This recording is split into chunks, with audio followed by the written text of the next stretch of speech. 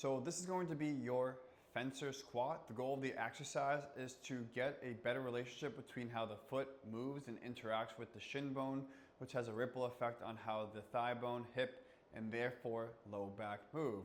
So in order to do this exercise, we want to think about our body being an old school clock. So say for example, I'm going to be working my left leg. I'm going to take a step forward with my left leg to 12 o'clock. From here, I'm going to turn my back foot out to the side away and take a step, and now we're at, say, 3 o'clock. This is the fencer position. So from here, what we're going to do is we're going to stay heavy through the front heel, in this case my left, with a soft bend in my left knee.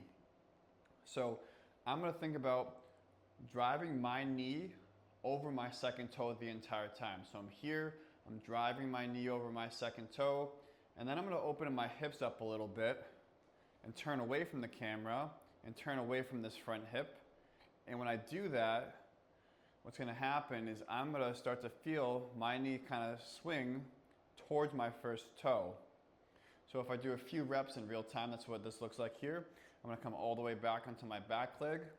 Knee comes straight over the second toe, and then I'm going to turn my hips open at the last 25% of the movement, and my knee comes towards my big toe.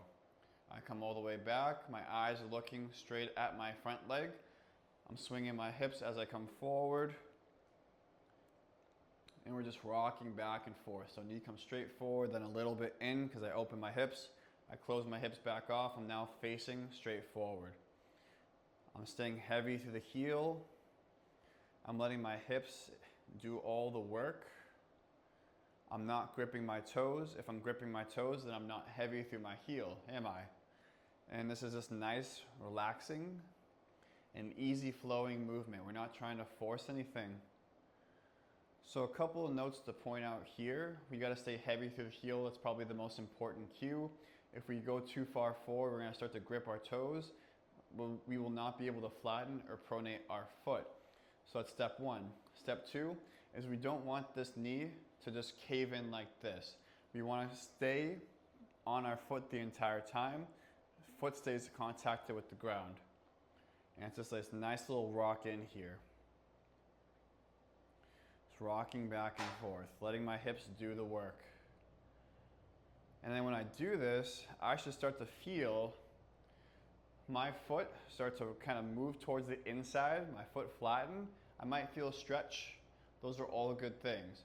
So again, heavy through the heel. I open up my hip in the last 25%. Nice, easy movement.